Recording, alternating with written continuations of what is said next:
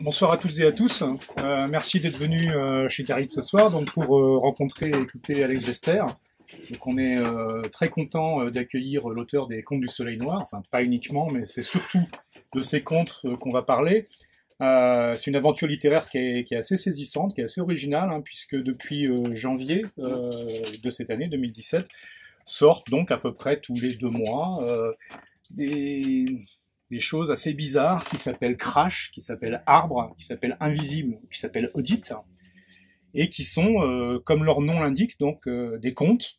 Des contes, pas tout à fait des contes de Perrault hein, ou de Grimm, c'est plutôt des espèces de fables modernes, très contemporaines, ou légèrement futuristes, dans ces interstices, dans lesquels il se passe des choses qui sont assez innommables.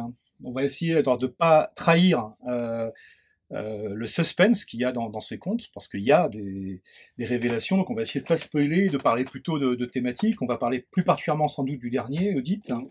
Mais avant donc d'entrer dans les contes du Soleil Noir, moi j'aurais bien aimé que, si tu veux bien, tu nous dises comment les contes finalement sont jaillis en bouillonnant et de quelle manière de ce roman paru, lui, le lien avec Tourville. Voilà, avec Tourville, donc qui est un roman, alors moi j'ai pas encore lu, je suis dedans, Ouais. mais qui se présente en tout cas au départ comme une espèce de road novel assez déjanté, et comme ça je vais pas pouvoir le spoiler puisque j'ai lu que le début.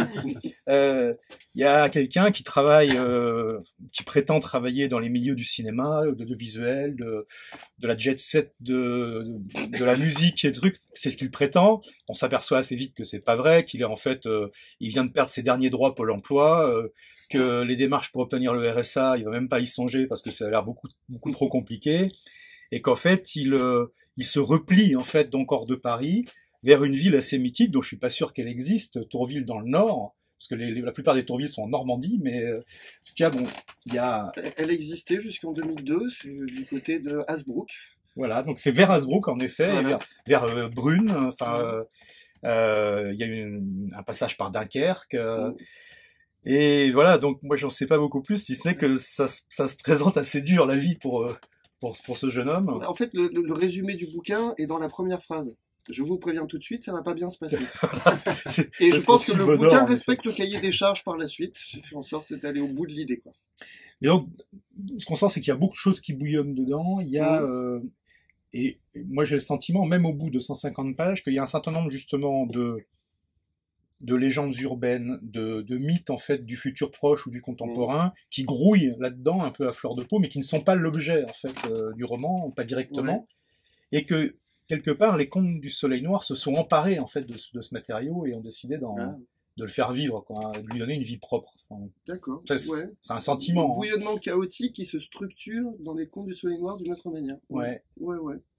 Bah, en fait, c'est vrai que mon objectif avec Tourville, il était à un point de vue viscéral, c'était de foutre le feu à la culture, d'en terminer une fois pour toutes. Alors je sais plus si c'était Goebbels qui disait un truc affreux sur la culture ou quoi, mais c'était pas vraiment ça l'idée, mais c'était cette espèce de, ça je l'ai lu dans le Comité Invisible aujourd'hui, dans le dernier là maintenant, que la culture en est arrivée à un stade, et de toute façon c'est voulu par le système capitaliste, où en fait, dans l'abondance, ça sert plus à rien de dire quoi que ce soit, tout est immédiatement noyé et disparaît en fait. En fait, aucune parole ne peut plus avoir de réellement d'impact parce qu'elle est alignée sur déjà le flux capitaliste qui tout est classé par la valeur monétaire des choses plutôt que par une valeur intrinsèque ou quoi. Donc en fait, c'était une espèce de grande foire ou de bazar où il y a tout qui est mélangé. Moi, l'idée c'était de faire un bouquin dans lequel Spinoza était aligné au même degré que le string de Loana dans le Loft ou je sais pas quoi. C'était vraiment cette volonté de montrer un monde où tout et n'importe quoi coexiste, et ça donne un bouquin qui peut être rébarbatif pour certains, ou pénible, parce que c'est sans arrêt des allusions à des choses qui sont de l'ordre du noble entre guillemets et justement je voulais tuer toutes mes idoles à travers ce bouquin-là et en finir un peu avec cette absurdité de la culture avec un grand C. Après j'ai vu une conférence un gars qui fait des conférences gesticulées et qui avait fait une grande conférence sur justement la culture. J'ai oublié le nom de ce gars, le créateur des conférences gesticulées, ça vous dit quelque chose? Franck Lepage, ouais. Qui avait fait justement en parlant du Festival d'Avignon, en disant, vous voyez par exemple la culture, c'est un comédien qui arrive sur scène dans la cour d'honneur du Palais des Papes et qui fait pipi. Et des grands magazines, etc., vont vous dire que ceci, c'est de la grande culture. Voilà. Après, il y a un enfant qui peut être... j'adore l'histoire dans les Contes des Soleils Noirs, c'est important pour moi, les habits neufs de l'empereur. C'est-à-dire que l'empereur, il est à poil parce qu'il y a un arnaqueur qui est un couturier qui lui a dit je vais vous tisser un vêtement du plus beau fil, du plus rare fil qu'il existe. Et donc il n'y a pas de fil, en fait, il ment, il n'y a rien du tout. Et donc il lui donne un vêtement invisible. Et l'empereur défile dans les rues tout fier de son magnifique costume invisible. Et tout le monde est là. Waouh, que c'est beau le costume de l'empereur, les habits neufs de l'empereur. Et jusqu'à un moment où il y a un enfant qui arrive et qui dit mais l'empereur est nu, en fait. Et là, il y a un grand silence parce qu'on va pas non plus, mettre l'enfant en prison tout de suite et tout. Il y a un questionnement qui se met à tourner. Et c'était un peu ça qui me poussait aussi dans Tourville, qui était de dire que on était à une période de la culture où les choses deviennent assez compliquées si on veut se fier à quelque chose. Enfin, c'est cette perte de prix dans les Contes du Soleil Noir, il y a ça, perte de prix sur admettre qu'on est dans une époque où ça en est fini de la vérité, ou de la possibilité de la vérité. On est rentré dans le postmodernisme, je crois que c'est ça, c'est l'idée de la subjectivité et du relativisme qui dépasse tout l'ensemble du corpus de ce qui est accessible et qui fait que tout est relatif et que Donald Trump peut devenir président des États-Unis en disant l'inverse de ce qu'il disait avant, il n'y a pas de réchauffement climatique, de toute façon les médias mentent, etc. Et au bout d'un moment, à quoi s'accrocher? Et on se retrouve même avec la moitié de la population qui est prête à suivre ça, en fait. Mais alors, je trouve effectivement que par rapport à ce bouillonnement qu'on sent et qui est un peu tous azimuts en fait dans Tourville, je trouve qu'il y a une espèce de... En tout cas, moi, c'est comme ça que je vois pour l'instant les 4 premiers épisodes, il y a une espèce de discipline et de focalisation dans les Contes du Soleil Noir qui font que chacun a sa tonalité quand même propre. Alors, en même temps, et c'est ce qui fait pour l'instant, en tout cas pour moi, l'un des gros charmes de la série, c'est que ça fonctionne, je trouve, comme une série de qualité, une série télévisée, c'est-à-dire que il y a un épisode avec sa propre résolution, mais il y a aussi on sent peu à peu croître un méta-scénario, en fait, et un arc narratif, en fait, qui s'étoffe peu à peu, et alors qui passe notamment par ce narrateur, donc tu peux peut-être nous dire quelques mots. Monsieur Geek. Voilà, c'est donc il y a un narrateur qui se terre, alors qui en dit très peu sur lui dans Crash, qui en dit un petit peu plus dans Arbre, encore un petit peu plus dans Invisible, puis dans Audit qui finit par parler un peu plus. Mais c'est quand même quelqu'un, alors ça correspond à toutes ces icônes qui sont plus d'ailleurs télévisuelles ou cinématographiques que littéraires.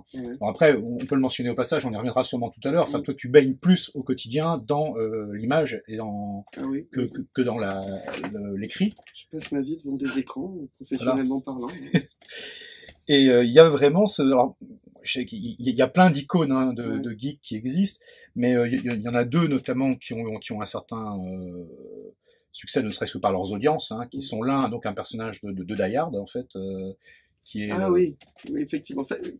J'ai vérifié après, tu as raison, mais ça m'avait pas traversé l'esprit. Voilà, ce personnage qui vit vraiment dans la cave de sa maman, mais qui a l'attirail classique du geek qui surveille effectivement, qui a accès à une masse d'informations du moment que c'est passé sur les réseaux, parce que il a effectivement accès à du hacking de caméras de vidéosurveillance où on veut, à des bandes qui ont été retirées des disques mais qui ont été stockées sur un serveur quelque part, à des archives télévisuelles monumentales, et puis à tout ce que le web à un moment produit et qui peut être stocké quelque part.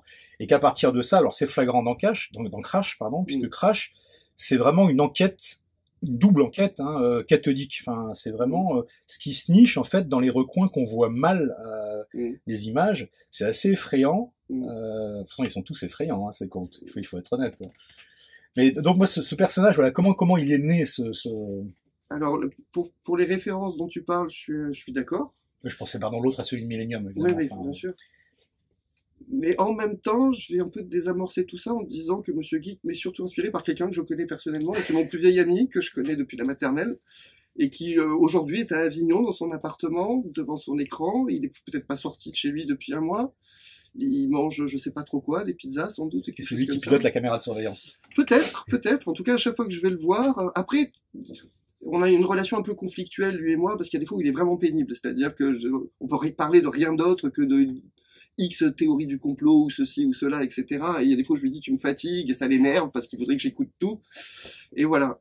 Après, moi, je suis assez sensible à tous ces questionnements, théorie du complot, etc. Mais j'ai pas envie non plus de tomber dans la... Il m'a dit à un moment, rentrer dans la théorie du complot, c'est comme une extase mystique. on a l'impression de passer un mur et de rentrer dans quelque chose qui peut donner comme avoir pris une drogue puissante ou quelque chose comme ça, il y a une espèce d'exaltation qui peut se créer, l'impression d'avoir compris des liens, des choses, etc. Il est déjà mentionné, c'est Seb Goupil dans Tourville. C'est le même copain qui m'a inspiré Seb Goupil dans Tourville. Donc voilà, mon vieux pote, je vais pas dire son nom, voilà, mais, parce qu'il passe sur Facebook de temps en temps, donc je vais pas le griller non plus. Voilà, Seb Goupil, mon vieux pote, une source intarissable pour moi d'inspiration, parce qu'il est fou, et moi j'ai fait le choix de pas sombrer totalement dans la folie, encore.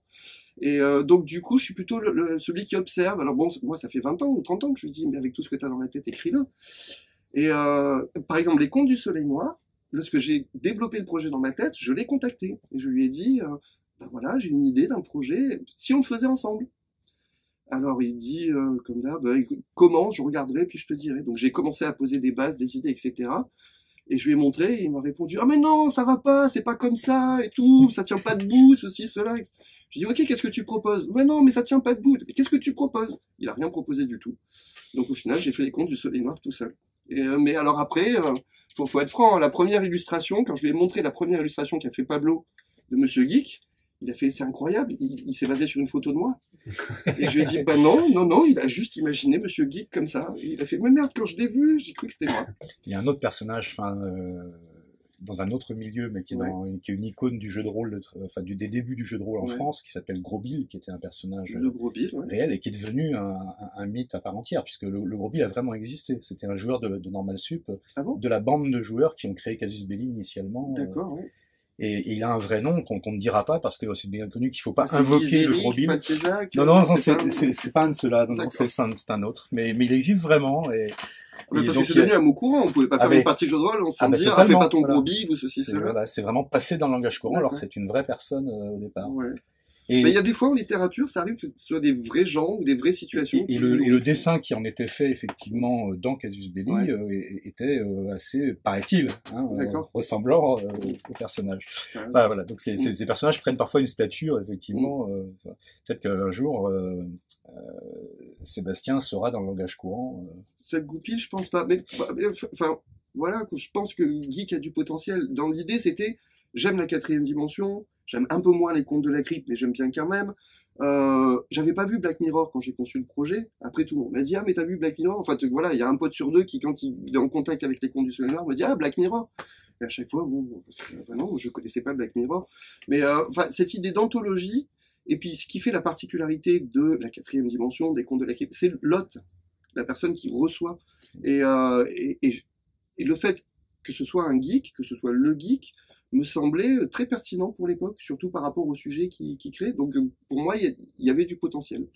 Je trouve d'ailleurs c'est une des choses qui donne une tonalité qui est assez peu fréquente au Conte du Soleil Noir, c'est que probablement parce que c'est l'ancrage effectivement est fourni par l'hôte de l'émission, donc qui est le geek, on baigne quand même dans un univers technologique, technologique et communicationnel, donc avec ce que je disais tout à l'heure, l'accès, vraiment à la donnée, qu'elle soit numérisée ou encore analogique, mais ayant été mise en réseau.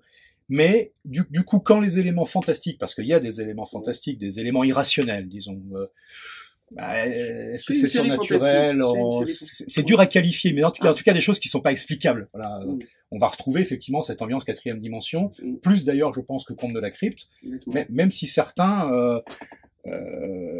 T'avais fait une allusion à Buffy. J'ai pas pensé à cet épisode que j'ai vu. Je me suis bouffé tout Buffy naturellement. J'étais grand fan, mais j'y ai pas repensé en écrivant Invisible parce que bon, c'était plutôt sujet social qui me tirait d'abord. Mais ça a été mieux parce qu'effectivement, c'est un épisode de Buffy parmi d'autres, mais je trouvais qu'il était flagrant parce que moi, c'était la première fois que j'avais vu la disparition physique de quelqu'un par en fait manque d'empathie extérieure, et que même si c'est évidemment, et là on va pas en dire plus, mais si dans Invisible, les causes de ce processus d'invisibilisation de certaines personnes sont plus complexes que ça, c'est pas juste parce que les gens les ignorent, même si ça participe, mais il y a vraiment quelque chose de très pervers, de très noir dedans. Alors que moi j'ai trouvé que Arbre était moins noir. Curieusement. Parce que c'est l'épisode où il y a 2 épisodes, dans les 4 qui sont sortis, on va dire qu'il y a 2 épisodes conspi et 2 épisodes standalone, comme ils disent. Crash se tient tout seul, Invisible se tient tout seul, alors que Arbre est plus connecté au méta, comme tu disais, et Audit est à fond dans le méta, en fait. Et donc Arbre, pour l'apprécier, on va dire qu'il va avoir besoin sans doute de l'éclairage d'autres épisodes prévus, s'ils existent un jour, on verra. Et c'est celui dans lequel je voulais mettre, à un niveau personnel, intime, la touche d'espoir.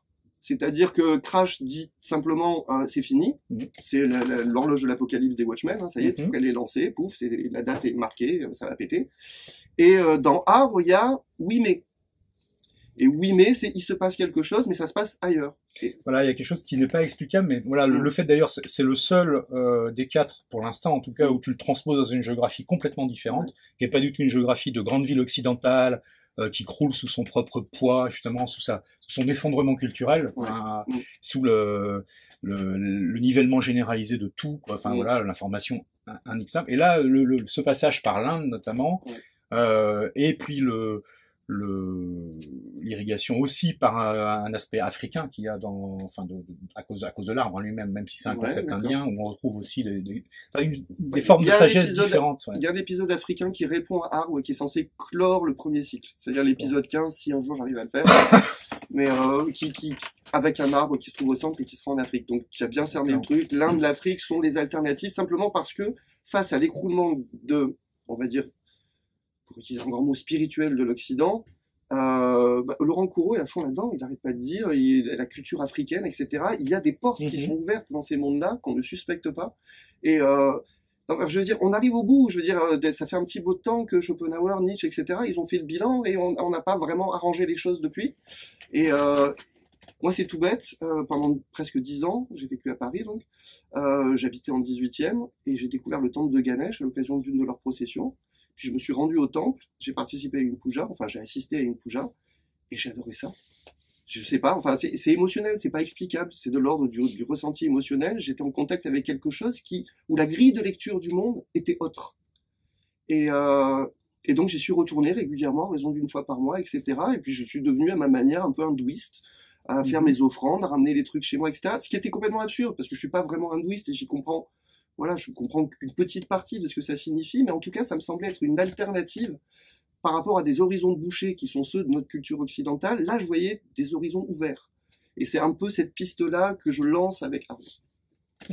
Je pense que chacun des 4 à ce stade, de toute façon, joue admirablement du télescopage entre, enfin, c'est pas des thèmes, mais disons 2 ensembles narratifs qui sont qu'il est bizarre de voir juxtaposés. Enfin, dans Crash, typiquement, il y a quand même une histoire assez pathétique au sens propre. C'est vraiment l'histoire d'une femme qui est en bout de course, à qui il arrive vraiment des malheurs qui arrivent par tombereau. Enfin, c'est l'horreur, quoi. Mais l'horreur socio-économique.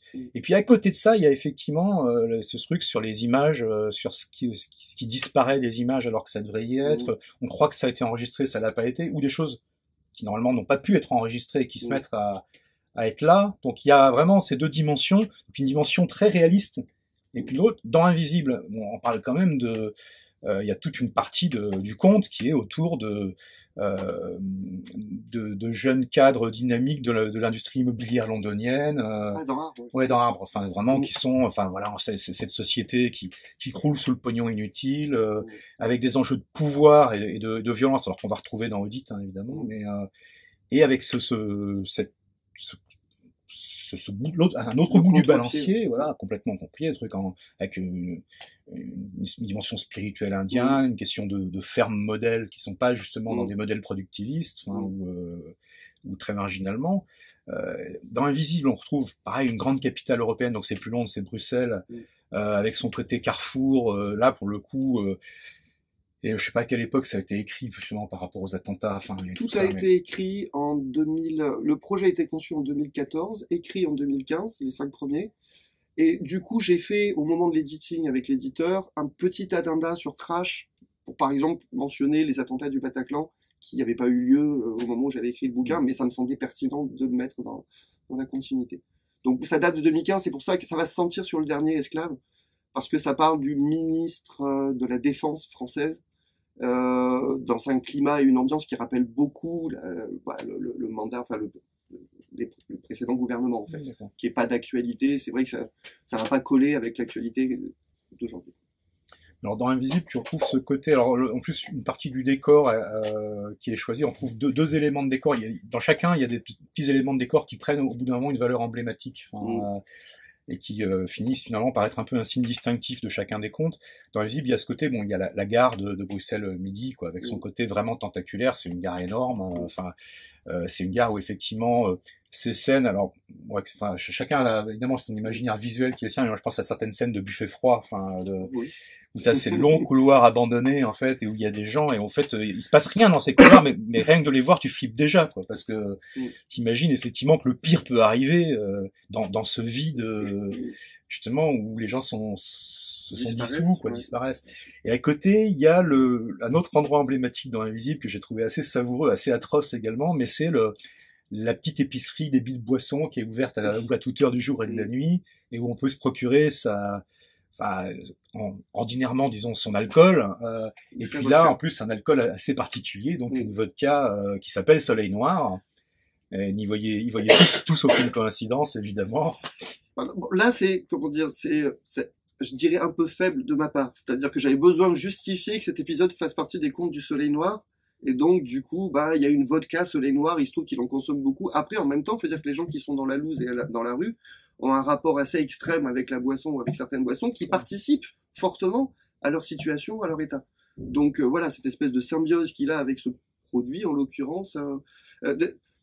Le Soleil Noir s'est posé dans les introductions de Monsieur Geek, c'est quelque chose qui, pour les uns, va leur ouvrir des portes vers certains pouvoirs ou une certaine puissance, et pour d'autres, va les détruire, tout simplement. Donc là, il y a 2 épisodes, Crash, Invisible, où ce sont des gens qui sont détruits par le Soleil Noir, même si enfin, j'en parlerai tout à l'heure, mais c'est pas exactement ça l'idée non plus. Le Soleil Noir est pas juste un truc qui détruit. Et après, il y a ceux qui trouvent de la puissance et du pouvoir à travers le Soleil Noir, c'est le cas de Arbre Audit. On va parler d'Audit. Est-ce que tu nous livrer un extrait d'Audit Ouais. Avant qu'on se mette à parler. Un Ceux extrait qui qui l'ont spoil lu, pas. il y a des suggestions, parce que j'ai pas réfléchi. Ouais. Ça, c'est la gare Ashford International. Je sais pas si vous connaissez. Si vous avez déjà pris l'Eurostar pour Londres, vous êtes forcément passé au travers, à moins que vous y soyez carrément arrêté. Certaines lignes le font. Ashford, c'est quelque part presque au milieu entre Douvres et Londres, à un carrefour du Kent. Maintenant, on va pas vous faire un topo complet sur la ville, ce serait très accessoire. On a les images caméra du check-out pour une arrivée Eurostar depuis Paris-Gare du Nord, 20 octobre ou 8h16 du mat. Vous voyez les portes qui s'ouvrent, c'est à ça qu'il faut s'intéresser. Tenez, je vous cale un super ralenti, parce qu'effectivement, il a toujours les images qui vont avec. Faites bien gaffe les copains copines, parce que les 5 qui débarquent dans le hall, là, c'est 5 hyper stylés en long manteau d'hiver, c'est notre cast. Pour une fois, notre loup ne sera pas isolé, parce que c'est vrai que dans les épisodes précédents, c'est en général des personnes seules. Il s'agit ici d'une meute. Les plus vigilants vont enfin pouvoir mettre un visage sur la rouquine N+1 qui venait plus tôt. Si vous voulez savoir, il s'agit de Séverine Courtet, 45 ans. Sur certains documents, on trouve son nom complet, Courtet de Lille, par ailleurs peu usité. Elle marche devant en tête du groupe avec sa valisette à poignée. Sur ce ralenti, on pourrait l'étiqueter d'un petit insert, comme dans Trainspotting, la manager. Cela mettrait en relief l'excellence exécutive de son port. En bottine à talons, smartphone à l'oreille, elle est parfaite. Mais à ce compte, on pourra en dire autant des 4 qui suivent, à savoir Vania Alphen, 52 ans, manager adjoint, Elias Michaeli, 42 ans, conseiller conférencier, Faustine Vanier, 24 ans, recrue, et Yves Winding, 27 ans, recrue également. Celui-là, vous l'aurez reconnu, c'est le Piu-Piu, le galérien du squash. Tous les 5 sont sapés au cordeau, ça rigole pas, c'est du serious business. En plus, avec la petite touche d'élégance à la parisienne. La Faustine est plutôt de petite taille, orientée gothique, quoique discrètement, le piercing au nez a sauté, mais le manteau, les talons et la jupe sortent droit d'un caméo victorien, redessiné par Tim Burton et ou Lolita Lempicka. Elias est impeccable en chéruti de base, beau contraste avec la blondeur trappiste de sa courte barbe, le viking corporate sourire éclatant, bien qu'en réalité il soit grec. Vania, qui comme son nom ne l'indique pas est une femme, assume à fond son côté cougar, menue, aux longs cheveux noirs et petites lunettes à écailles. Elle a les talons les plus hauts, la mine la plus sévère. Reste enfin Yves, le Parisien de Saint-Dizier. Tout ça est documenté, donc ça c'est l'intro. Tiré simple, à 4 épingles, manteau noir, chemise d'un mauve profond. Il passe devant la caméra en couleur, à hauteur d'homme. Voilà pour le défilé de mode. En tout cas, ils reçoivent quelques coups d'œil ça et là. Moi j'aime bien, je les trouve parfaits comme Tim. Un peu comme dans ces séries d'avocats ou de flics, ou plutôt qu'un héros ou une héroïne, c'est tout un crew qu'on te vend. Là, en l'occurrence, l'acheteur se présente sous la forme d'un type planté dans le hall avec un carton cryptique, Floralies. C'est vers lui que se dirige Séverine avec le reste du crew. Maintenant, une dernière chose que je dois vous indiquer avant de vous lâcher dans le bain, C'est la raison pour laquelle ils sont là. Vous l'aurez compris, ces gens font dans le consulting. Ils travaillent pour Dobé, un cabinet de Paris, conseil en management et stratégie. Pas l'un des plus grands ni des plus connus, mais nous aurons l'occasion d'y revenir. Ouais, je sais qu'en vous balançant tout ça d'un blog, je vous mets un peu dans la confusion, mais je ne voulais pas rater cet instant parce qu'en fait, après la gare, on n'a plus aucune image de cette affaire.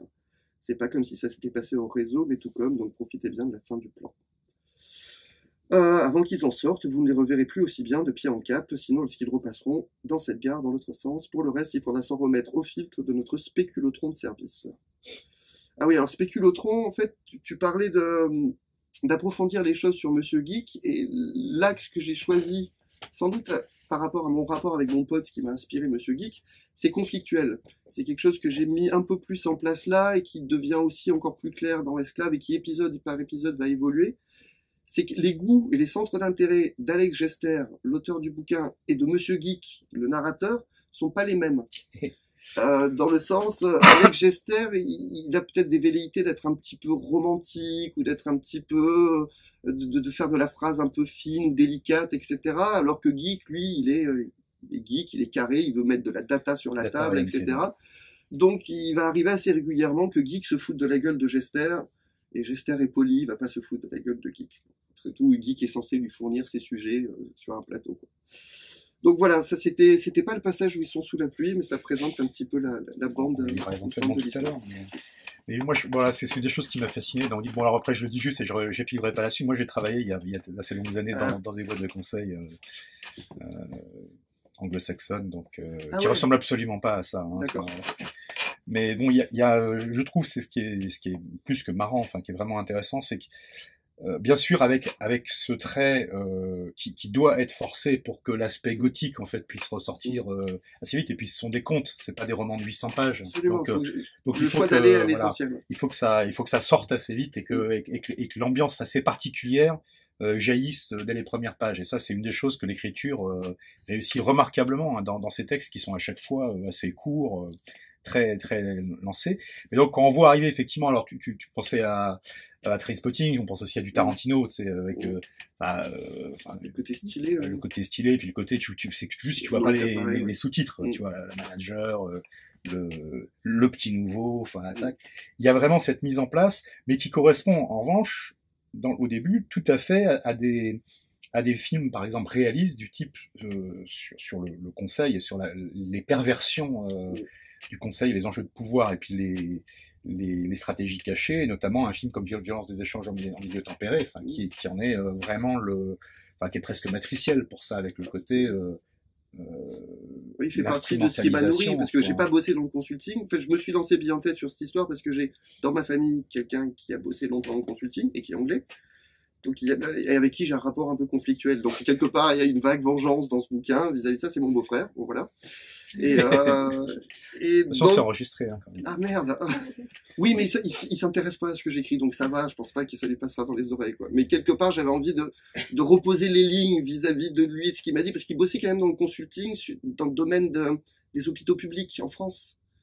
Et moi, ça me fait. Ma mère est infirmière, et donc ma sœur se marie avec un gars dont le boulot est d'aller dans des hôpitaux pour faire que des gens soient virés, ce genre de choses. Chez le même éditeur que toi, donc au Diable Vauvert, il y a aussi l'un des derniers, c'est pas le dernier, mais c'est l'un des derniers John King, qui justement, il y a un travail sur le système de santé britannique, notamment et les réductions budgétaires dans les hôpitaux, enfin dans le NHS, enfin dans le National Health System, où il y a mis en scène un consultant d'optimisation des coûts. C'est un livre assez effrayant. Alors le titre m'échappe, je crois que c'est l'avant-dernier John King, mais il doit être là, hein, en rayon. On le sentira tout à l'heure si vous voulez. Mais enfin oui, il y a vraiment ce côté prédateur fonctionnaliste qui est assez effrayant, quoi, qui est vraiment. Dans tous les bouquins là, enfin voilà, il y a la mauvaise foi de ma part, hein, naturellement. Voilà, je veux dire, je prétends pas apporter une vérité sur. Non, mais bien sûr, tous les consultants sont pas comme ça. Enfin, voilà. Non, mais le plus fou, c'est que j'ai lu des personnes qui avaient lu le bouquin et qui l'avaient analysé dans le sens, ils sont terrifiants, ils sont méchants, etc.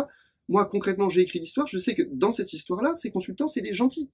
Cette boîte, elle va couler de toute façon. Eux, ils sont là pour faire chasseur de tête. Ce qui veut dire que quand ils repartent de cette boîte-là, merde, je spoil. Mais en gros, ils ont sauvé des gens. Ils sont pas venus pour tuer des gens, ils sont venus pour sauver des gens. Quelques-uns. Quelques-uns, voilà. Donc en fait, dans l'absolu, c'est pas les vilains de l'histoire. Bon, après, il y a une dimension, mais celle-là, moi, j'en dirais pas plus parce que je trouve que la façon dont elle sort est même techniquement peut-être encore mieux conduite que la façon dont le surnaturel sort dans Invisible. Tu vois. Je trouve que dans Audit, le surnaturel sort vraiment très joliment, très perversement. Donc il y a du surnaturel. Enfin, ces consultants, ils sont pas tout à fait ordinaires. Hein. Enfin, plusieurs d'entre eux. Ouais. Et voilà. Enfin, c'est pas non plus des super-héros avec des capes. Hein, je vous rassure. Bon. Pas loin. La référence est faite aux X-Men et ça fait partie naturellement des choses qui ont nourri l'envie. Moi, c'était Scanners de Cronenberg. Qui a démarré mon imaginaire, ces gens avec des pouvoirs qui sont dans un univers un peu c'est pas du consulting dans Scanners, mais c'est corporate. Ouais, c'est corporate à fond. Corporate, ouais. Donc du coup, ce mélange de corporate, ça fait long. En fait, ado, j'avais envie d'écrire une histoire dans laquelle il y avait une cartomancienne ou magicienne qui était convoquée par des entreprises et qui bossait pour des entreprises. Une nana avec des vrais pouvoirs. J'ai jamais écrit cette histoire. Audit est la chose la plus proche. Bon, on a retrouvé un bout dans les Watchmen. Il y a un des Watchmen, enfin, ouais. Pour pas spoiler les Watchmen, moi je vais pas vous dire lequel, mais il y a un des Watchmen qui est quand même dans un univers extrêmement corporate. Enfin, qui est... Oh oui. Je pense que tout le monde a eu les Watchmen, mais enfin, on sait jamais. Disons que l'envie de mélanger le milieu corporate avec quelque chose, enfin, ça se fait jamais, ou très peu, avec le fantastique, avec l'étrange, le surnaturel et le milieu du big business, des affaires. Je trouvais que ça fonctionnait remarquablement dans Audit, qu'il y a effectivement cette vérisimilitude, donc à l'outrance près qui est nécessaire pour que les choses s'enclenchent rapidement, quoi, parce que c'est pour ça qu'on trouve un aspect quand même cinématographique. Il faut que les cinématographiques d'un certain type, un cinéma qui utilise le matériau fourni par les clichés pour en extraire justement quelque chose. C'est pour ça que moi je trouve que les scènes d'introduction d'Audit ont un côté très tarantinesque. Enfin, tu vois, je trouve parce que c'est enlevé, parce que ça déploie le décor et hop on est dedans. Et là il y a autre chose qui peut se passer. Qui arrive en deuxième lame, quoi, et c'est assez, c'est assez retors, quoi, mais. Bah, disons que voilà, pour ces process, j'ai fait une formation de scénario il y a des années de ça, avec Olivier Mergot d'ailleurs, et j'ai appris plein de choses sur la manière dont on fabrique une histoire, avec le point de bascule de l'histoire, enfin, et c'est vrai que je me suis dit, j'ai envie de me faire plaisir, de raconter des histoires dont certaines me hantent depuis longtemps. Par exemple, l'intro de Audit, c'est deux personnes qui jouent une partie de squash dont l'enjeu est la vie d'un être humain. C'est une idée que j'ai eue il y a peut-être 20 ans. Et je me disais, un jour, il faudra que je fasse quelque chose de cette partie de squash et finalement, les Contes du Soleil Noir me donnent la possibilité de reprendre plein de choses qui tournaient dans mon esprit depuis longtemps et de les travailler, les ciseler. C'est aussi le goût de faire un travail d'artisanat, des contes. C'est-à-dire de prendre chaque histoire et d'essayer de faire le mieux possible, de composer, de fabriquer, d'expérimenter. Le choix de faire cette double narration dans Arbre qui se répond. Des constructions sont différentes de l'un à l'autre et à chaque fois c'est une envie d'essayer quelque chose, quoi. Bah c'est clair. Enfin, moi découvrant Tourville après les 4 contes, mais donc Tourville est plus ancien. Et évidemment, c'est pas du tout le même format, le même projet. Désordonné. Voilà. Et là, on sent bien que son désordre, qui est énorme, mais est accentué, mais au niveau de l'écriture elle-même, enfin au niveau de la façon d'utiliser les phrases, même quand c'est des situations différentes, parce qu'il y a des protagonistes, même s'ils sont décrits en général du point de vue du geek, avec la médiation donc de caméras, de documents, de mémos, enfin de choses auxquelles il a eu accès ou qu'il a pu rassembler, mais on retrouve quand même le langage de tout ou partie des protagonistes d'origine. Enfin, et je trouve que la façon dont il est agencé, enfin dans les 4 contes, est extrêmement minutieuse. Hein. Enfin, il y a pas beaucoup de déchets littéraires dans les phrases. Il n'y a pas de choses qui sont pas là pour. Le choix de faire court amène à vouloir justement. Je veux dire, j'ai sorti Tourville en 2007. Et depuis 2007, j'ai entendu tellement de fois, mais c'est trop long ton truc, c'est trop le bordel ton truc. Je me suis dit, parce que je réécris un truc, ça sera pas trop long et ça sera pas trop le bordel. Voilà. Bon, après, quand on les relira en intégrale, les 25 à la fin... On verra. Non, enfin, il y a une cohérence. Les 15 premiers sont... En fait, je suis allé par étapes. J'aime bien quand tu dis les 15 premiers. J'ai écrit 15 synopsis. Les 5 premiers sont devenus des livres. Il en reste 10 de synopsis que je peux développer encore en livre. Et après, il y avait l'idée que ces 15 histoires étaient la manière de poser l'ensemble de l'univers et de poser les questions. Mais il n'y a pas forcément les réponses. Et que si ça fonctionnait, eh ben, je pourrais en faire 15 de plus que je n'ai pas encore imaginé, mais il y a du potentiel, dans lesquels j'entreprendrai plus d'amener des réponses à toutes les questions qui se posaient dans les 15 premiers. Donc j'imagine globalement un cycle de 30. Après, c'est peut-être utopique, on verra. Alors, une chose que j'ai trouvée également, donc on parle, il y a beaucoup de cette question. Alors, c'est marrant parce que c'était une des choses que comme tu le disais tout à l'heure, hein, que tu mets à bas, que tu dénonces entre guillemets dans Tourville. Donc, c'est le mélange parfois improbable de culture populaire et de culture savante. Et en même temps, c'est quelque chose que tu utilises de façon remarquable dans chacun des cas de contes. C'est que il y a justement Vas-y. il y a un travail qui est littéraire ou philosophique hein, et qui va mélanger effectivement, mais là de façon très légitime, je trouve, des références extrêmement sérieuses, puis des références qui sont issues de pop culture contemporaine, de choses qui façonnent l'imaginaire actuel. Et voilà, et je voulais savoir comment tu... Je vois aucune raison pour qu'il y ait une séparation entre les deux, entre une réelle recherche, démarche de l'ordre du philosophique, etc., et la pop culture. Enfin, je veux dire, c'est tout bête, hein. Je suis tombé comme beaucoup d'entre nous, dans Alan Moore à moins de 20 ans, et je me suis dit, waouh, c'est possible de faire ce genre de choses. Et voilà, et après tout le reste de ma vie, j'ai rêvé d'aller dans ce genre de direction, quoi. Qui était de faire de... J'adore quand Alan Moore dit un truc, par exemple sur les Gentlemen extraordinaires, il dit, avec les Watchmen, j'ai créé les super-héros dark, le gritty. Et par la suite, à partir des années 90, tous les super-héros se sont mis à être dark et gritty. Et moi, ça m'a saoulé. Donc, avec les Gentlemen, j'ai voulu revenir à de la littérature pour jeunes garçons.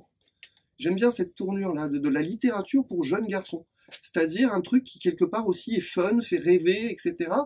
Mais ça ne veut pas dire que c'est dépourvu de fond. Enfin, je veux dire, moi, il y a des passages de la Ligue des Gentlemen extraordinaires qui m'ont presque mis les larmes aux yeux, tellement il y a une intensité de personnages, etc. Et, oui, bon, Lost Girl, non pas. Mais Lost Girl, c'est... Les Gentlemen, c'est de la littérature pour jeunes garçons sympa, bien faite. Lost Girl, c'est un chef-d'œuvre pour moi, hein, parce que ça fait partie des œuvres magiques de Moore. C'est-à-dire que ça va plus loin que...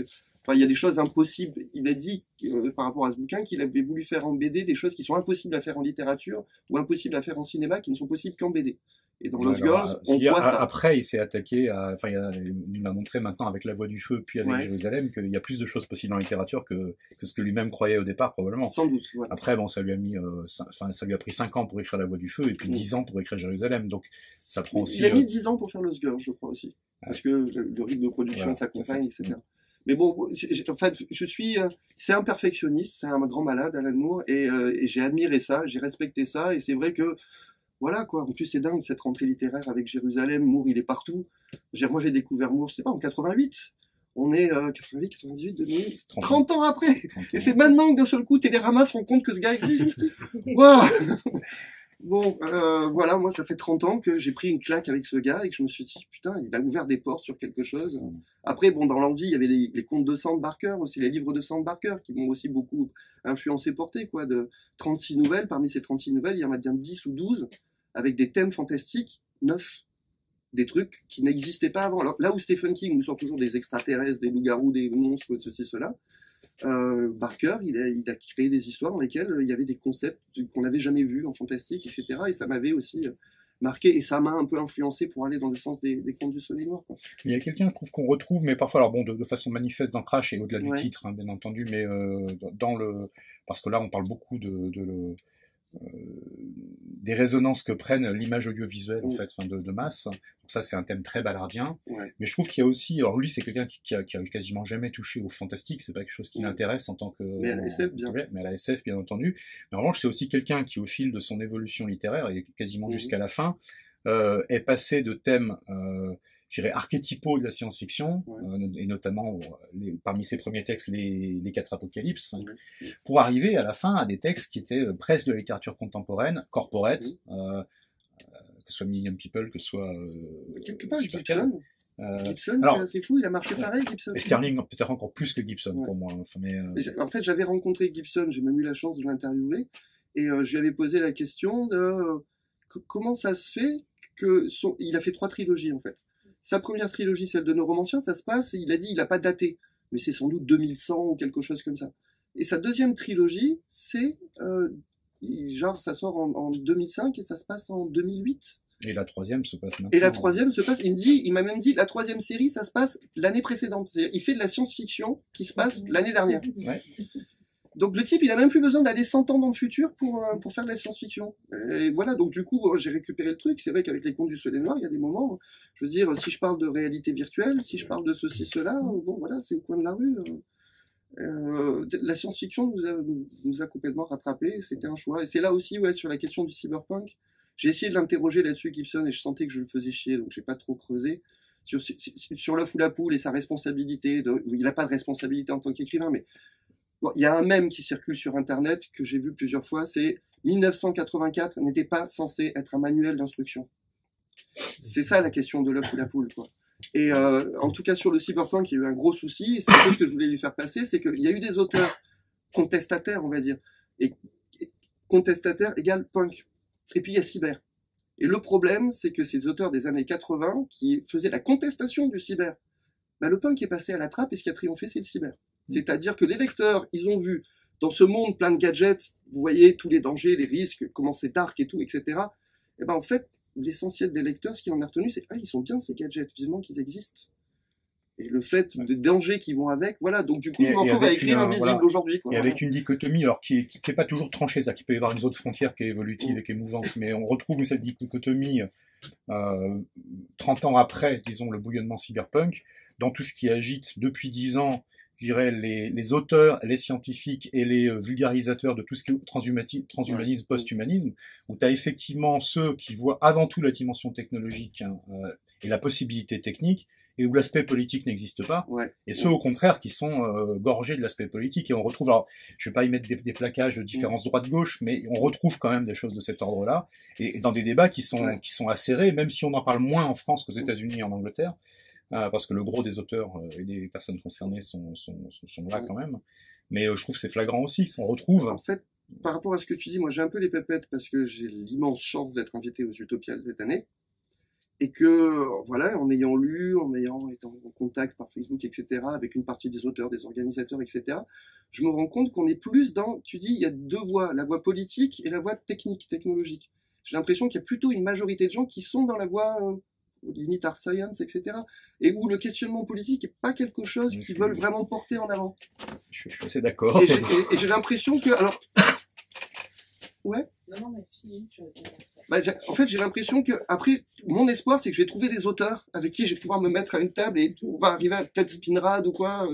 Mais voilà, mais j'ai l'impression qu'on va être en minorité. C'est-à-dire que s'il y avait Shane Amieville, ça irait, mais je ne crois pas qu'il soit là cette année. Enfin, il va y avoir Richard Morgan, Carbone modifié. Et s'il y en a bien, qui a un punk, nihiliste, anarchiste, tout ce qu'on veut, il me semble que c'est lui.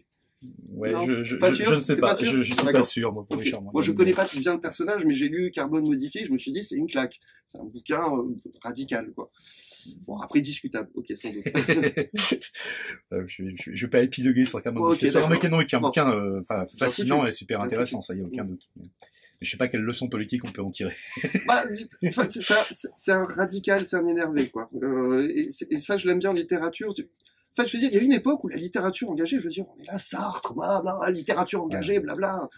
Oui, non, mais je plaisante à moitié en disant ça, parce que je dis, mais en SF, moi, j'ai grandi dans les années 60. Mes références, c'est Brussolo, Andrévon, Spinrad, etc. Tous ces auteurs qui se sont servis de la SF pour faire passer des messages de réflexion politique sur notre monde. La hard science, je suis désolé pour ceux qui aiment ça, mais moi, ça m'a toujours fait chier, en fait. Je suis pas un fan de science ou quoi, et le fait de savoir qu'un vaisseau spatial, ça marche grâce à telle énergie, ceci, cela, mais ça n'existe pas, les vaisseaux spatiaux, pour l'instant. Je veux dire, on se fait juste une espèce de projection formidable, super, voilà, chacun ses fantasmes, etc. Mais, moi, ça m'embarque pas particulièrement. Ce qui m'intéresse, c'est quand la science-fiction nous permet de réfléchir à ce qu'on vit aujourd'hui, et aux enjeux du monde dans lequel on vit, plutôt que se projeter dans... Après, en Space Up, j'en ai lu un récemment, et c'est un des plus grands bouquins que j'ai lu de ma vie, ça m'a mis une claque monstrueuse, c'est Les Dépossédés de Ursula Le Guin. Ouais, qui est pas un Space Up. Ça se passe sur des planètes, dans un autre monde, etc. Il faut lire Ian Banks. D'accord, oui, le cycle de la culture, on en a beaucoup parlé. Ouais. Bon, voilà. Après, voilà, je suis loin d'avoir tout. Ah non, heureusement. Sinon, à quoi on servirait, nous, les libraires? Yes. Alors. Est-ce que vous avez des questions pour Alex Gester? C'est pas une question, mais c'est vrai. D'ailleurs, ça peut retrouver comme figure de proue du mouvement cyberpunk, alors qu'il n'était pas le seul. Ouais. Quand on lit les autres auteurs, que ce soit Sterling, que ce soit... Il y avait le recueil... Comment Rudy Rucker. Rudy Rucker. Il y avait ce recueil de nouvelles qui était sorti sous le titre Mozart. Mozart envers miroir. Voilà. Et là, effectivement, on voit un autre aspect. C'est pas justement, on voit plus un côté rebelle ou pirate que le côté cyber. Ouais. Voilà. Et par rapport à ce que tu disais sur justement par rapport à tout ce que les gens avaient retenu de Gibson. Je suis un peu expéditif quand je dis ça, je suis d'accord. Non, mais c'est une réalité. Mais quand il écrit Code Source, c'est pas forcément son meilleur, mais il revient. Il revient à quelque chose. Et Code Source, finalement, c'est... Oui, c'est le troisième de Hubertus Bigand. Oui, je crois que c'est troisième le premier. Ah oui, Code Source. C'est identification des schémas. Non, c'est identification des schémas, le premier. Oui, Identification des schémas. Code Source, je l'ai pas lu du coup, le troisième. Code Source, en fait, justement, il revient à quelque chose. Et tous les gens comme ça qui ont un peu encensé le côté cyber, finalement, oui, c'est là. Les seules choses que l'on voit, c'est le local art, donc c'est la géolocalisation d'œuvres d'art. Bon, bref. Et finalement, ce qu'on retrouve au fur et à mesure, on retrouve un peu les codes, et les codes des mafias anciennes qu'on ne voyait plus dans les romans actuels. Et les codes aussi, on revient aux vieux codes, c'est-à-dire aux codes sources, comme il entendait, et on va un peu laisser le gadget technologique de côté, et on va revenir au... Et du coup, à un moment, l'histoire bascule complètement, en fait, et tout se passe sur des vieux principes qu'on a complètement même oubliés en littérature. D'accord. Mais je trouve aussi, moi, dans la troisième trilogie... C'est bon, en fait, pour ça. C'est pas le meilleur, mais il a... Moi, je la trouve excellente. J'avais beaucoup aimé Identification des schémas. Oui. Moi, les trois, le deuxième, je suis passé à côté. J'ai pas compris. Notamment parce que j'ai trouvé qu'il était un des rares auteurs identifiés dans le champ science-fictif, même si les étiquettes, ça va un moment, mais c'est quand même quelqu'un qui, justement, il a été à sa façon, et je suis bien d'accord, il était loin d'être tout seul, mais lui-même n'a pas cherché spécialement à tirer la couverture à lui. Ça s'est fait comme ça. Mais il a été aussi, avec cette troisième trilogie, donc l'identification des schémas, ça a maintenant déjà près de 15 ans, il a été un des premiers à écrire, de façon talentueuse, littéraire, que l'effondrement, en fait, de la science, de la technologie et de la politique, sous la mode en fait et sous Apple quoi, enfin et sous le iPhone 6 qui est l'événement le plus important du monde quoi, enfin et donc et là avec la responsabilité, je suis désolé, mais de l'art contemporain effectivement pour accompagner la marchandisation au lieu de s'en défaire. Et ça, il l'a écrit de façon lumineuse, en disant le processus de remarchandisation. De remarchandiser une masse de choses. En fait, Hubertus Bingen, c'est un gars dont le boulot est d'aller spotter ce qu'il appelle les bohèmes émergentes, c'est-à-dire tout événement qui n'a pas été cerné par qui que ce soit, les médias, l'État, etc. Quelque chose, une singularité, et de la repérer et de la transformer en produit commercial. Mais d'ailleurs, enfin justement, et là, c'est pas le propos d'Audit, mais on sent que ce type de mécanique est à l'œuvre, que dans ces équipes-là, ça fait partie de leur mission aussi, de trouver... oui, de repérer des potentiels. Du potentiel marchand. Tu vois, t'as pas été encore repéré, là, par ce... Heureusement, je suis pas assez médiatisé pour l'instant pour ça, mais après, faut voir, je vais commencer à avoir les pépettes. Non, mais je voulais poser pas une question, mais une des caractéristiques de toute cette petite série, pas de Touroville, c'est qu'il n'y a pas d'identification. Pour le lecteur ? Ouais. On peut pas s'identifier à quelqu'un ? Non. Pas, moi, en tout cas, de mon point de vue, j'ai pas... Ok. Bon, c'est trop court peut-être pour avoir le temps réellement. Non, c'est qu'on ne va pas s'identifier dans une femme de ménage, on ne va pas s'identifier dans... On s'identifie au geek, on peut s'identifier au geek qui revient tout le temps. Si on a des sympathies ou des affinités avec... Une brume noire. S'identifier à une brume noire, ok.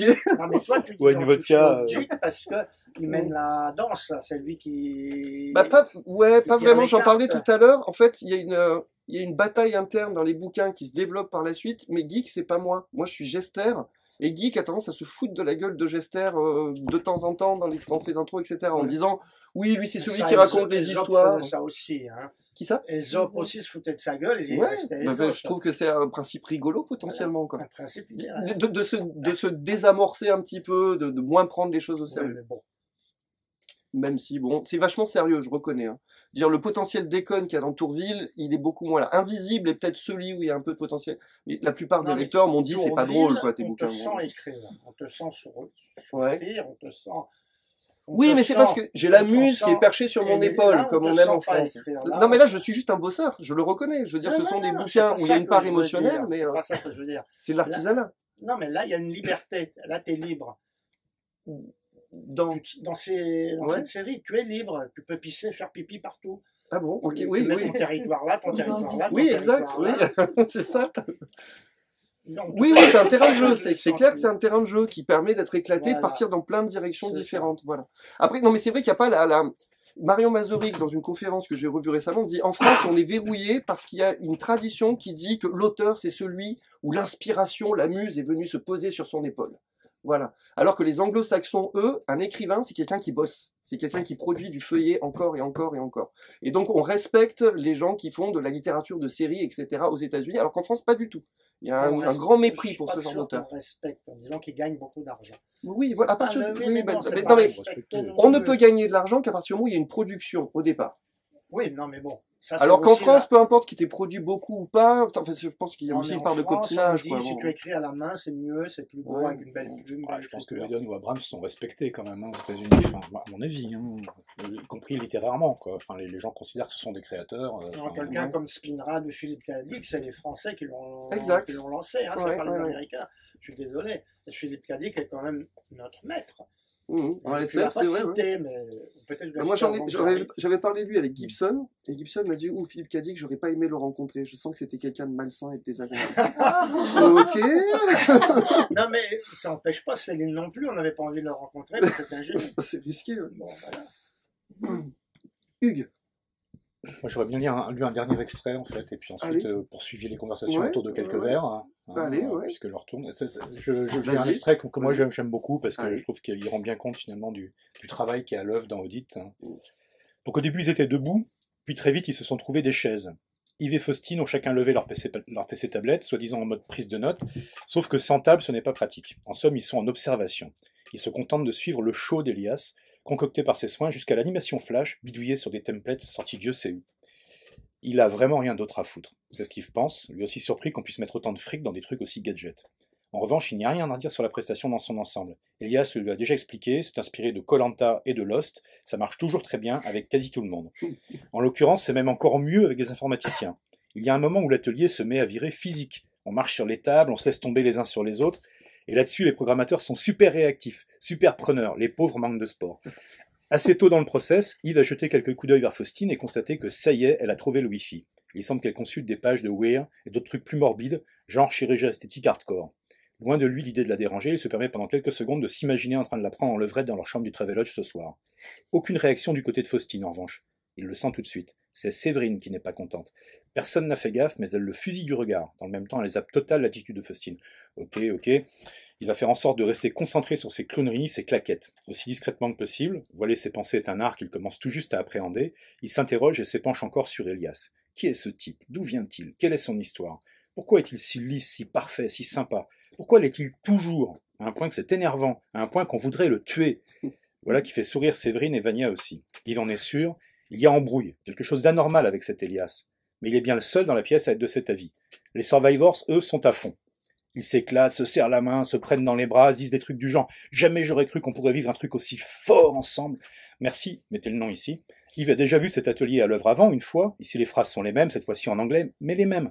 Comme une partition où tout le monde connaît déjà sa note et cherche à bien la jouer. Ce qu'on appelle la pensée positive, c'est universel. À le regarder refaire son speech rayonnant sur l'esprit groupe, la fraternité, la confiance, on en viendrait facilement à se dire « C'est une machine, c'est le Philippe Cobert du consulting. » C'est à se demander ce qu'il fout là, à jouer l'assistant ravi pour deux gouines maléfiques. Oui, il sait qu'elles l'ont entendu, mais il l'assume. À sa gauche, Faustine semble feuilleter online des galeries de photos d'enfants morts, principalement des latino-américains. Sympa. Des gens charmants. Voilà, c'est nos consultants préférés des Contes du Soleil Noir. C'est philosophique. Il y a plein de réflexions. L'envie que j'avais sur Audit, en fait, sur les Contes du Soleil Noir, j'ai plein d'envie. Après, je suis pas certain que ça va se concrétiser, parce que bon, c'est une question de conjoncture. Mais il y a certains épisodes des Contes du Soleil Noir, parmi ceux déjà parus ou ceux que je projette, qui sont des portes ouvertes. Je parlais des livres de Sam Barker. Barker avait cette spécialité en littérature. Après, bon, ça fait 20 ans que Barker écrit plus que de la merde, désolé pour lui. Mais à une époque, il ouvrait des portes. C'est-à-dire que son imaginaire produisait une possibilité d'un univers, Hellraiser par exemple, ou d'autres trucs comme ça, et il s'arrêtait. Cabal par exemple, enfin Nightbreed, un petit bouquin, et il y a tout un univers qui bruise derrière, riche de possibilités, etc., mais il l'écrit pas. Et dans les Contes du Soleil Noir, il y avait cette envie que certains épisodes, on a l'impression en l'ayant terminé, que c'est une porte ouverte sur quelque chose qui peut être encore très développé derrière. C'est quelque chose qu'on ressent beaucoup. C'est que tu nous as, enfin, mais d'ailleurs comme dans ce thème, ouvert une porte, on a jeté un coup d'œil et ça fait un peu flipper ce qu'on sent derrière, mais le moment n'est pas venu de la franchir cette porte. Et pour Audit, en fait, j'avais envie de développer une série parallèlement et dans un format BD, c'est ce qui m'aurait plu. Une série basée entièrement sur le concept de consultants, de groupes de consulting avec des super pouvoirs.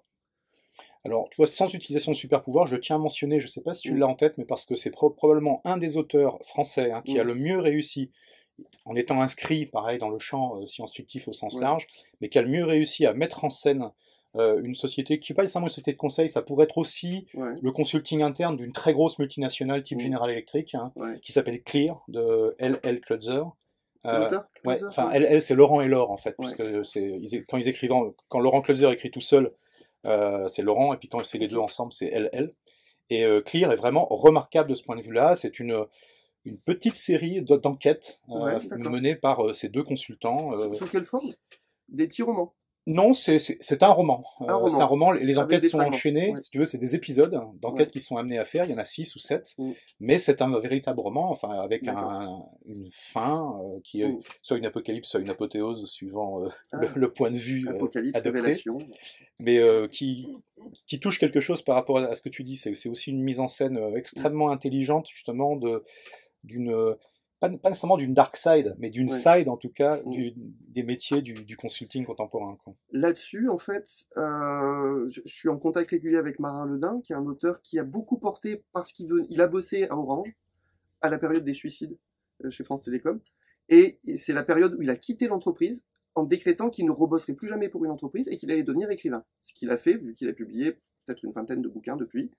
Et il a régulièrement traité ce sujet. Il y a eu une adaptation au cinéma il n'y a pas longtemps, Carole Mathieu, je crois que ça s'appelle, qui est une histoire de souffrance au travail, dont l'héroïne est une psychologue du travail qui se retrouve en face d'une série de suicides dans une entreprise, etc. Apparemment un film très dur. Le bouquin s'appelait Les visages écrasés. Et donc, quand il a lu Audit, qui est son préféré, il a lu les 4, il m'a dit j'aime beaucoup, mais c'est vraiment Audit qui me touche pour cette question de la souffrance au travail, qui est un de ses chevaux de bataille. Et merde, alors j'ai perdu le fil de ce que je voulais dire. Oui, il m'a dit que en tant qu'auteur à 100%, il est régulièrement en déplacement en France. Il dit qu'un week-end sur 2, il est dans un salon du livre, un salon du polar, etc. Et bien souvent, il est invité à des rencontres dans des médiathèques, et qu'il est donc en contact, en discussion, comme on fait ce soir, avec toutes sortes de groupes d'institutions. Et il s'est rendu compte que les gens sont très demandeurs de littérature sur la souffrance au travail, sur le consulting. Il m'a dit par exemple que Audit, il y a de fortes chances qu'il y ait plein de gens, plein de groupes à droite à gauche qui seraient intéressés par le bouquin et de parler de cette thématique en fait. C'est-à-dire qu'en fait, il n'y a pas assez de littérature qui joue avec ces questions et ces codes. Et qu'il y a une interrogation de la part du public de vouloir en savoir plus sur cet univers qui, je veux dire, là on a La République en marche, donc on peut se poser des questions. Non, mais en fait, il y a toute une littérature qui existe aujourd'hui, mais qui traite sous un mode, je dirais, léger, en fait, un peu sous le mode de la farce, avec pas beaucoup d'épaisseur derrière. Et ça, il y en a plein. Enfin, l'univers corporate est quand même un univers qui est beaucoup investi par la fiction contemporaine, mais sur un mode qui est pas super critique, sans conséquence, en tout cas avec zéro spéculation, ou alors un degré extrêmement faible de spéculation au sens intellectuel et littéraire. C'est un décor qui est familier, où on peut une histoire d'amour, on peut faire du caméra café, quoi. Ça fait marrer les gens, quoi, parce qu'on reconnaît des situations. Le petit chef, c'est drôle.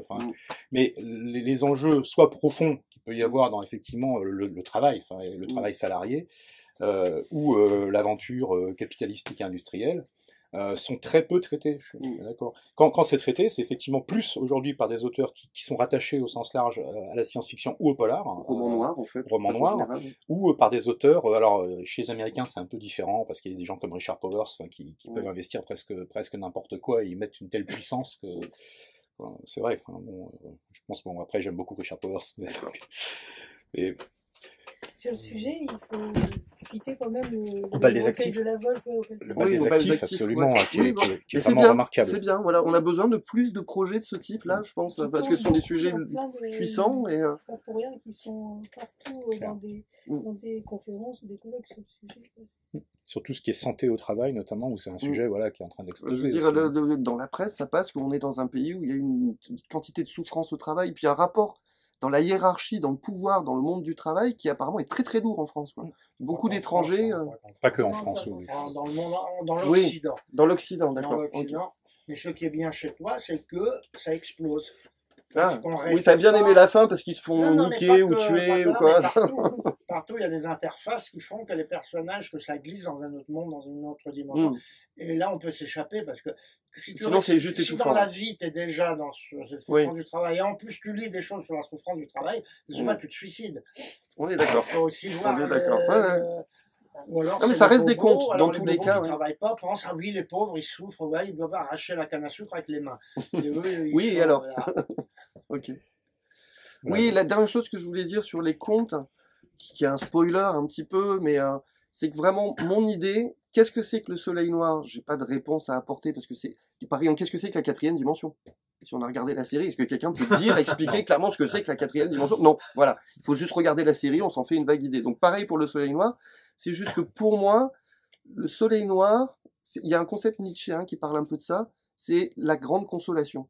C'est-à-dire que quelque part, quand j'analyse chaque histoire, d'une façon ou d'une autre, le soleil noir, si par exemple c'est quelqu'un qui est Malika, par exemple, dans le premier, ou Geoffrey dans Invisible, sont des gens qui sont foutus d'avance, le soleil noir fait une chose, il leur apporte une sorte de solution ou quelque chose en plus. Je sais par exemple, Bertrand Bonnet, qui a lu Crash, trouve que c'est une histoire qui est plutôt positive et plutôt optimiste, dans le sens que cette femme, si on la prend dans sa situation de départ, comme tu dis, elle est dans un lit d'hôpital, elle est pratiquement morte, c'est juste la merde, quoi, c'est juste affreux.